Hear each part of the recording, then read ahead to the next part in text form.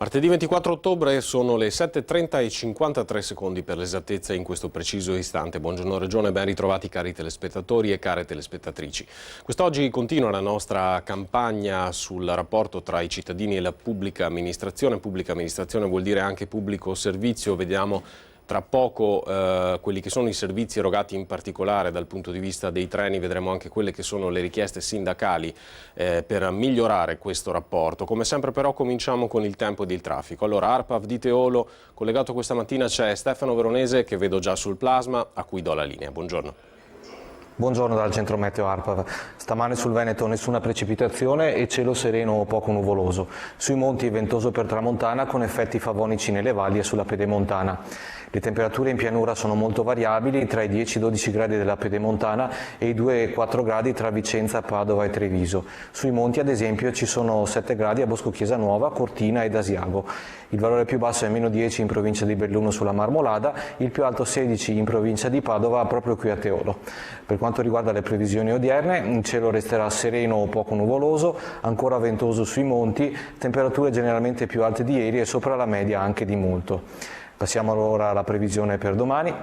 Mercoledì rinforzo dell'alta pressione subtropicale africana, quindi ancora nessuna precipitazione, cielo sereno, cielo poco o parzialmente nuvoloso, in pianura nebbie locali fino al primo mattino e di sera.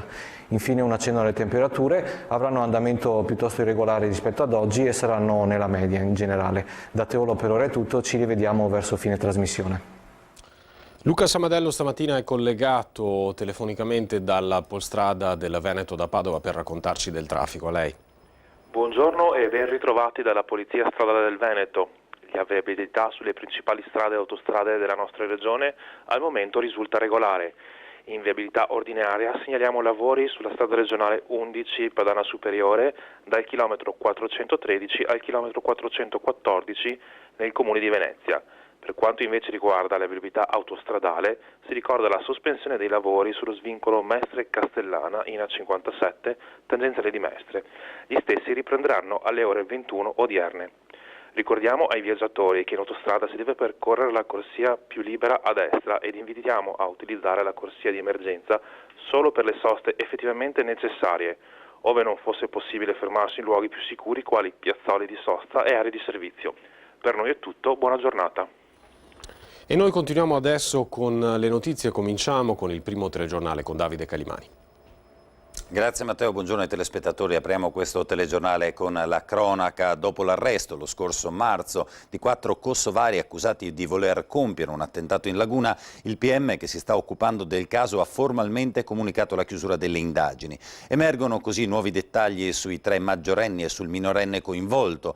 Dai loro telefonini spuntano foto con in mano armi, un Kalashnikov o un macete, ma ci sono anche altre immagini nelle quali alcuni di loro si allenano a sparare. C'è anche la notizia di versamenti che i 4 avrebbero inviato in Kosovo. Gli inquirenti ritengono ad ambienti filojihadisti. Cambiamo argomento: innovare in agricoltura usando le tecnologie più moderne nel rispetto dell'ambiente e delle caratteristiche dei diversi territori. In prima linea c'è l'azienda pilota di Valle Vecchia di Caorle, nel Veneziano. Il servizio è di Rossana Caviglioli e di Claudio De Zan. Sistemi di irrigazione completamente automatizzati e una nuova generazione di macchine agricole che riescono a modificare la propria attività in base al tipo di campo su cui stanno lavorando. Sono alcune delle innovazioni di cui si è discusso nell'azienda pilota Valle Vecchia di Caorle durante il convegno Digital Meet dedicato alla digitalizzazione dell'agricoltura. Soluzioni che, oltre a incrementare la resa, consentono di ridurre l'impatto sull'ambiente diminuendo l'uso di fitofarmaci e lo spreco d'acqua. L'esempio è quello dell'agricoltura di precisione che abbiamo a Valle Vecchia, in cui le quantità di fattori produttivi sono dosate in base alle necessità del terreno e delle culture e quindi non abbiamo rilasci nell'ambiente o sono molto limitati i rilasci nell'ambiente. L'innovazione non finisce con il raccolto ma continua sul web, aprendo nuovi canali di comunicazione con i clienti tramite i quali far conoscere ed esportare i prodotti made in Italy. Indubbiamente l'e-commerce diventerà per il mondo agricolo, per una parte di mondo agricolo, quello delle aziende dedite alla vendita diretta e all'agriturismo, diventerà un elemento fondamentale, imprescindibile. Una rivoluzione su più fronti che ha indubbiamente i suoi costi, ma che, oltre a ripagarsi sul medio periodo, può essere modulata sulle necessità e sulle dimensioni di ciascuna azienda. C'è la grande attrezzatura, la trattrice, la macchina operatrice, che costa, ma ci sono anche applicazioni molto facili da utilizzare con questi strumentini qui che tutti abbiamo, con informazioni che arrivano puntualmente all'agricoltore, e quindi è una questione ancora una volta di saper utilizzare al meglio quello che c'è di disponibile. Con i suoi 25 anni di storia, lo Ski College di Falcade è stato fra i primi in Italia ad offrire ai giovani la possibilità di proseguire l'attività agonistica, ma al tempo stesso di conseguire un diploma superiore, dall'alberghiero al turistico, al minerario, al liceo scientifico, attirando così studenti da varie regioni e paesi stranieri. Servizio di Antonello Profita e Paolo Colombatti. Le immagini girate con il drone da Paolo Prosperi, studente dell'ultimo anno, ci aiutano a comprendere come la collocazione stessa dello Ski College sia una prova eloquente del legame intimo con le montagne. 25 anni di storia, lo Ski College di Falcade è fra i primi in Italia ad offrire ai giovani la possibilità di continuare a proseguire le attività agonistiche conseguendo un diploma, alberghiero, minerario, scientifico. Il college è una cooperativa di genitori che collaborano a convenzione con la scuola proprio con questo scopo, rendere possibile queste due finalità contemporaneamente. La difficoltà forse più grossa degli ultimi anni è dovuta alla mancanza di neve, ma poi prima o poi arriva, e comunque abbiamo una società impianti che fa un lavoro straordinario, e ai primi di dicembre comunque abbiamo le piste che garantisce l'attività. In questo periodo le trasferte sui ghiacciai austriaci e dello Stelvio consentono allenamenti settimanali, una vita dura per i 60 ragazzi provenienti da varie regioni e dall'estero, sacrifici sopportati molto bene. Diciamo che questo primo mese sono riuscita a coniugare bene le due cose, dai. La tua giornata tipo qui, qual è? Sveglia, scuola, allenamenti, tanto studio per compensare le mancanze in ghiacciaio per gli allenamenti sulla neve, e letto. 3 anni ho messo la prima volta gli sci ai piedi. E non li hai più tolti? No, non li ho più tolti perché penso sia uno degli sport migliori che ci sia. No, fatichi di più ad allenarti o a studiare latino? Devo ammettere che fatico più a studiare latino. Si intitola Prima dell'alba il romanzo presentato a Mestre da Paolo Malagui, a un secolo dalla disfatta di Caporetto, un modo di rileggere la storia con una nuova chiave interpretativa. Sentiamo Stefania Bolzan. Un romanzo che getta una nuova luce sulle scelte di memoria e celebrazione, di oblio e censura fatte dall'Italia vittoriosa attorno al mito della Grande Guerra. Nel centenario della disfatta di Caporetto, Paolo Malaguti, scrittore padovano, insegnante di lettere, già finalista al premio Strega, compone un romanzo che mette al centro il destino dei troppi caduti di quella inutile strage, Caporetto per l'appunto, che a parere di molti segnò la vera fine della civiltà europea. Il racconto si svolge su due piani, quello di un fante, il Vecio, che vive il caos e lo sbandamento del 17, e quello di un generale noto come il Boia, incaricato di fucilare sommariamente chi non si fosse attenuto agli ordini. Il romanzo, diciamo, si gioca su questo contrasto tra la guerra vissuta dalla truppa che non capisce e molto spesso non voleva quella guerra, la sentiva lontana, e dall'altro un generale che legò il suo nome durante la guerra e poi anche negli anni del fascismo ha una visione sicuramente più retorica e anche più dura nei confronti dei soldati, quale appunto fu Andrea Graziani. Per ora è tutto, noi ci vediamo tra poco. E noi andiamo avanti con altre notizie, come sempre dalle prime pagine dei quotidiani in edicola, con la rassegna stampa.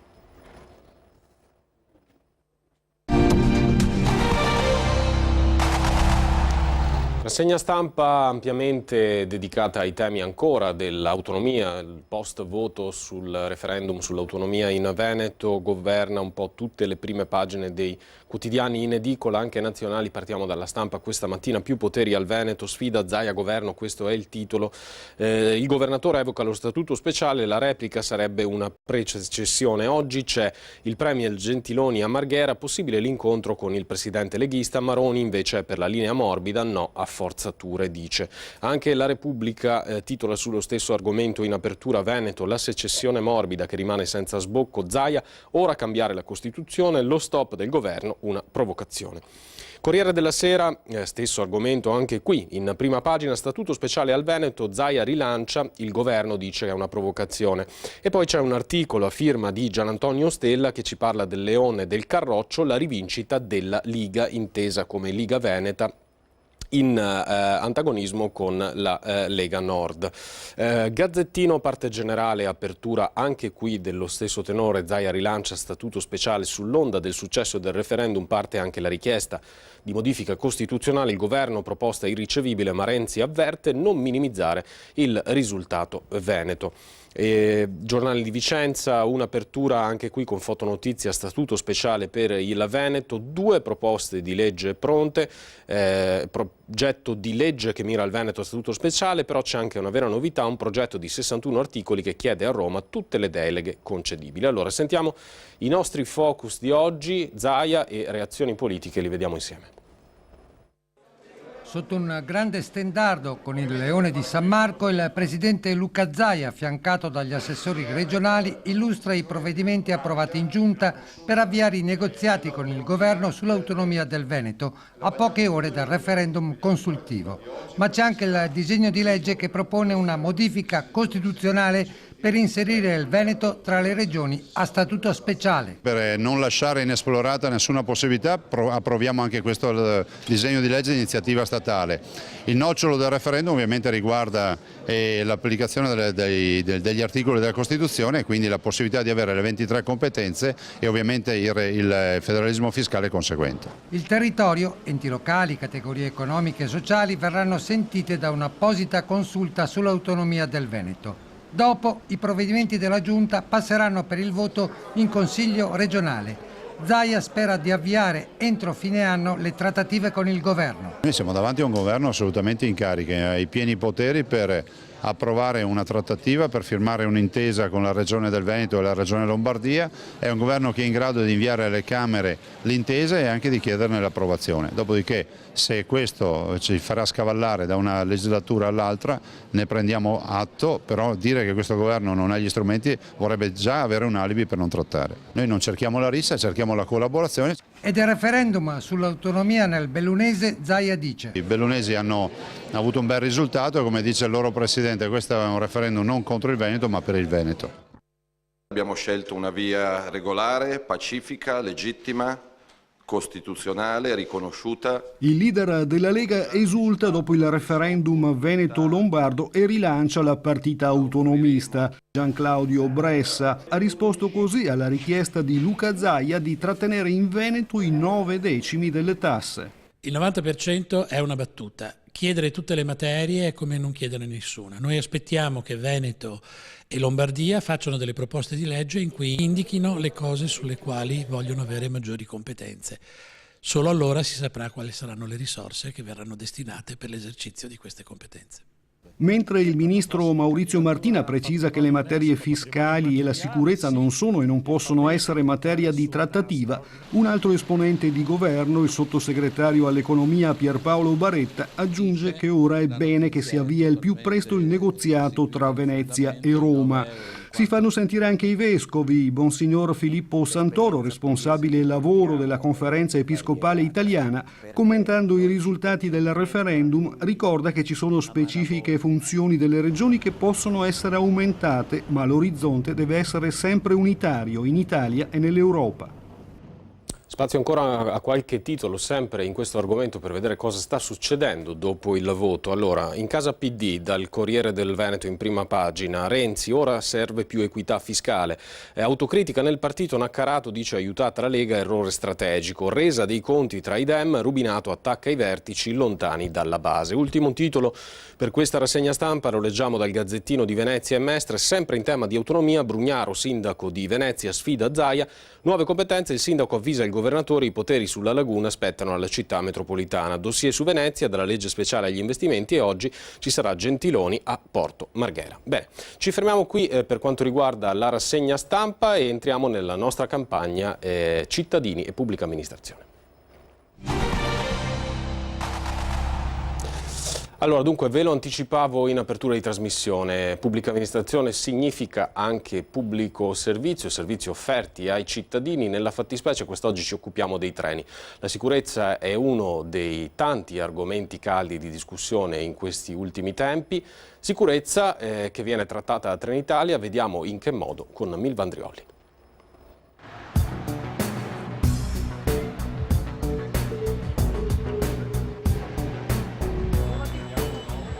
Quando sei sui treni hai paura? Un po' dipende dalle ore, la sera sì. Ad esempio poi ci sono alcuni soggetti. 2 settimane fa era successo una cosa sul tratto di Bassano che andava a Venezia, della gang che era montata in treno vicino a casa mia, quindi un po' ti spaventano. Un episodio isolato per fortuna in una regione, il Veneto, che vede in circolazione sulle rotaie tutti i giorni 750 treni, quelli dei pendolari, studenti e lavoratori che affidano la loro sicurezza personale, andata e ritorno, al mezzo più democratico. Quei bulli la Polfer li ha beccati subito grazie alle telecamere di videosorveglianza a bordo del treno.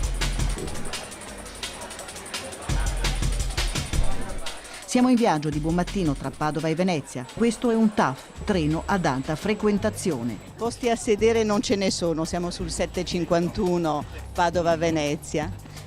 Sì, come tutte le mattine. Fortunati perché su questo treno ci sono le telecamere, ma il dibattito è aperto sulla loro utilità. Le telecamere sono molto utili, però servono sempre poi per una revisione di ciò che è già avvenuto, quindi hanno un effetto di deterrenza, insomma, limitato, non sono una vera prevenzione, ecco. Sì, potrebbe aiutare, diciamo, a mantenere un po' di controllo.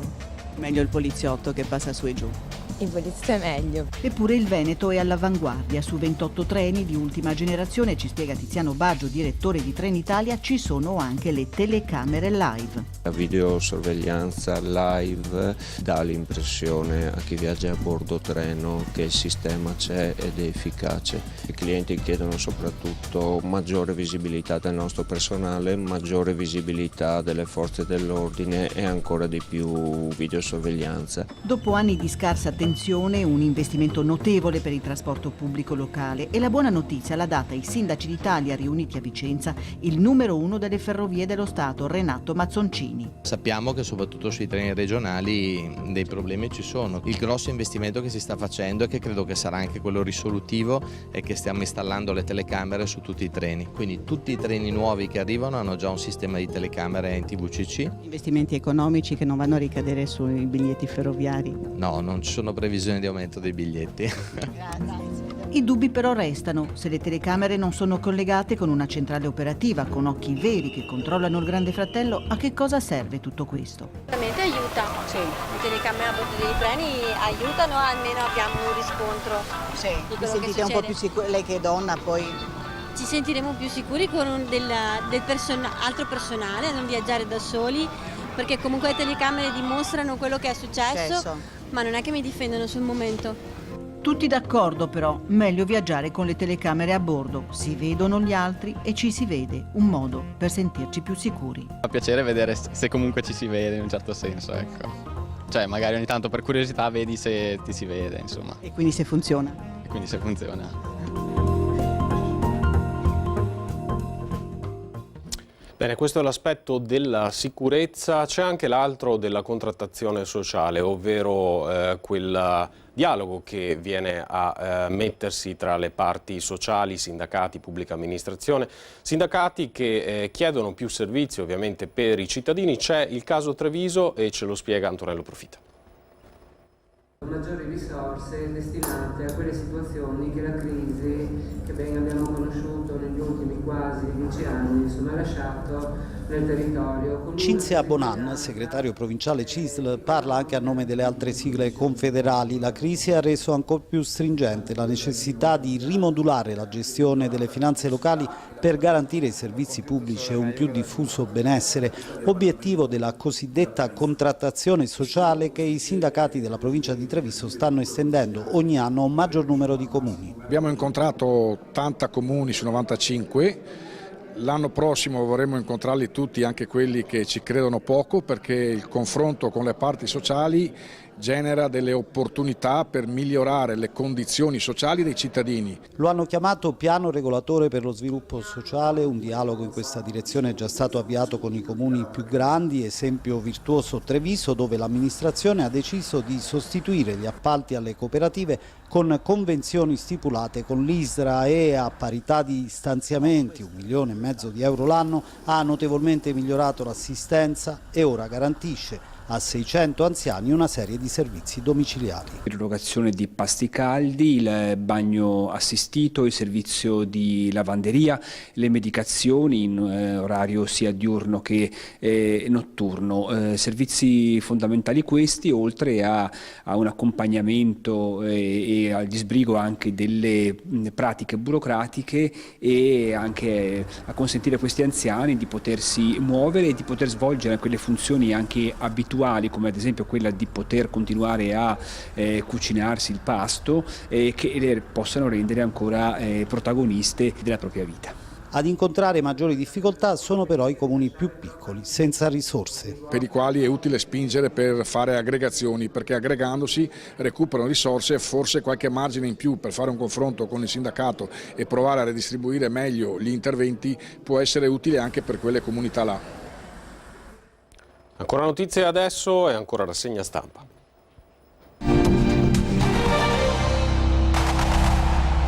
Dunque, vediamo qualche altro argomento che finisce sulle prime pagine dei quotidiani quest'oggi in edicola. Partiamo dalla cronaca sul Corriere delle Alpi. Incendio nella casa per i profughi. L'edificio di Fener doveva ospitare un gruppo di migranti, si sospetta il dolo. Domenica notte è successo dunque questo episodio. Su Treviso un altro fatto di cronaca, giù il deltaplano, un altro morto, pilota tedesco sbaglia l'atterraggio e si schianta contro un camper. La vittima è Ulrich Eisel di Francoforte, 66 anni. Padova, mamma accusa il mio bambino respinto all'asilo, ci racconta il Gazzettino di Padova. Mestrino a 5 anni rientra con i lividi, è stata una maestra e scoppia la bufera. Venezia e Mestre, fascicolo locale del Gazzettino, parliamo ancora di inquinamento, il tempo è ancora stabile, temperature sopra la media, l'abbiamo sentito prima, lo smog ferma 20.000 auto, a Mestre blocco parziale del traffico fino a giovedì e divieti anche a Mirano. Il Gazzettino, parte generale, invece ci racconta di una iniziativa che ha preso l'ULSS Euganea, l'ULSS 6, quella in sostanza dell'area padovana, figli malati, ferie in dono tra i dipendenti. È l'ULSS più grande del Veneto e ha inaugurato ieri la banca delle ferie solidali. In sostanza si potrà donare tempo a beneficio di quei lavoratori che devono accudire un figlio malato. Ancora notizie, le leggiamo insieme dalla prima pagina dell'Arena, il quotidiano di Verona, misure antiterrorismo, un contapersone ai mercatini, metal detector a Fiera Cavalli e un sistema elettronico in Piazza dei Signori per i prossimi mercatini di Natale. Dunque un Natale sotto stretta sorveglianza. Ultima notizia per questa rassegna stampa è dedicata allo sport dal giornale di Vicenza. In Serie C il Vicenza umiliato dalla Triestina per 3-1, i biancorossi restano tramortiti da 3 gol presi in 20 minuti nel primo tempo. Comi accorcia su rigore ma non basta, squadra senza mordente. Bene, le altre notizie le vediamo nel secondo telegiornale con Davide Calimani. L'Associazione di Padova Psicologo di Strada ha effettuato una ricerca su un campione significativo di richiedenti asilo, indagando soprattutto sui sintomi da disturbo post-traumatico da stress, riscontrato in oltre il 50% delle persone intervistate. I dettagli con Stefano Edel. Un campione di 50 richiedenti asilo, ospitati presso strutture gestite da cooperative a Padova, Rovigo, Arquapolesine, Lama Pezzoli, tra Ceregnano e Adria e Limbiate in Brianza. 47 uomini tra i 18 e i 48 anni e 3 donne, in maggioranza africani. È su di loro che l'Associazione Psicologo di Strada ha promosso una ricerca per valutarne lo stato psicofisico una volta fuggiti dai rispettivi paesi.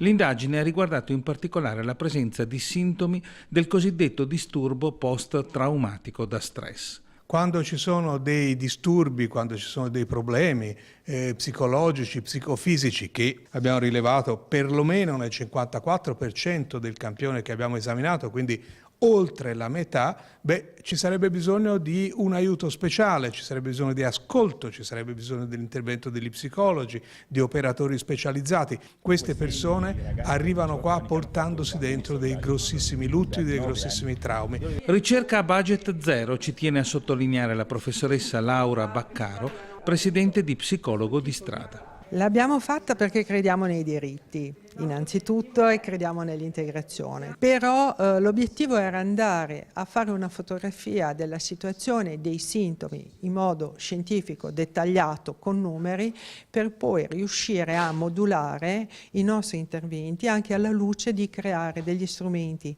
nuovi. Le aritmie cardiache è un problema diffuso che può essere risolto. All'ospedale All'Angelo di Mestre abbiamo assistito ad un intervento su cui sono state utilizzate delle nuove tecnologie. Vediamo il servizio. Un decesso ogni 2 ore in Veneto per morte improvvisa. Il cuore a volte può davvero prenderci alla sprovvista. 2 le cause principali, l'infarto o le aritmie.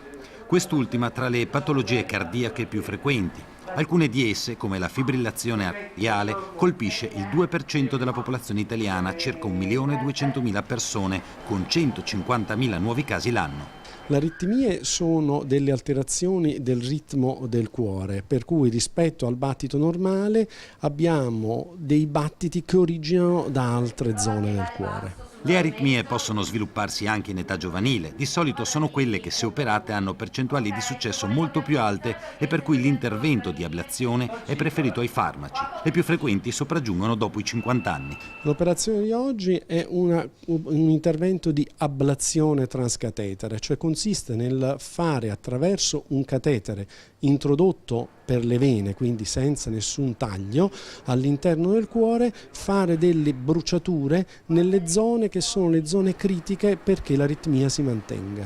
I segnali d'allarme di solito sono palpitazioni, mancanza di respiro, stanchezza, alcune però non si vedono. Tra i principali fattori di rischio l'abuso di droga, di alcol, di fumo, ma anche obesità e vita sedentaria. Dal 25 al 27 ottobre alla Fondazione Cini di Venezia si terrà il più importante congresso mondiale presieduto dal professor Antonio Raviele, dedicato alle aritmie, alla presenza di oltre 1500 specialisti.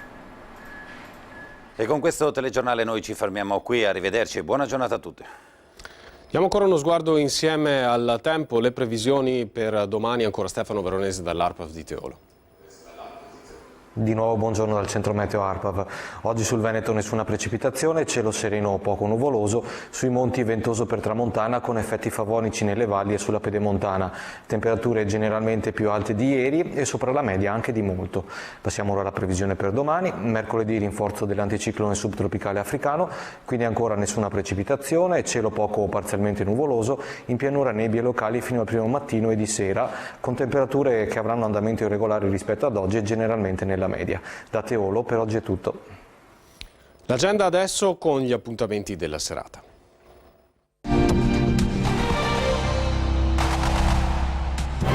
Alle 19 al Teatro La Fenice di Venezia va in scena l'opera lirica Don Giovanni di Wolfgang Amadeus Mozart, la regia è di Damiano Micheletto, direttore Stefano Montanari. Alle 20:45 al Museo Nazionale dell'Internamento di Padova è in programma l'evento A 100 anni da Caporetto, parole e canzoni della Prima Guerra Mondiale, con la presentazione del libro di Renato Costa, La guerra di Don Piero. Alle 22 alle cantine dell'Arena di Verona il jazz del Guillaume Flusat Trio. Il batterista parigino e il bassista australiano Desmond White incontrano il pianista americano Sullivan Fortner. A Vicenza, nella Basilica Palladiana, prosegue la mostra Van Gogh tra il grano e il cielo. L'esposizione è dedicata al celebre pittore olandese con oltre 120 sue opere tra dipinti e disegni. Curatore Marco Goldin. Siamo in chiusura, stamattina ci resta un po' di tempo per ricordarvi i nostri contatti utili per segnalarci le vostre indicazioni, la mail fondamentale, scrivetevela, è buongiornoregione.veneto@rai.it. Prosegue anche domani e poi per tutta la settimana la nostra campagna sul rapporto tra la cittadinanza e la pubblica amministrazione. Non mancate domani mattina sempre alle 7:30 puntuali, ci occuperemo di uno dei temi di grande discussione attuale, quello delle barriere architettoniche architettoniche. In sostanza, come le nostre città sono accessibili o non accessibili ai portatori di handicap e quali possono essere le soluzioni. Lo faremo con una diretta da Verona che cercherà di fare un po' il quadro a livello anche regionale. Bene, a me non resta che ringraziarvi per l'attenzione e darvi appuntamento a domani. Grazie a tutti e buona giornata.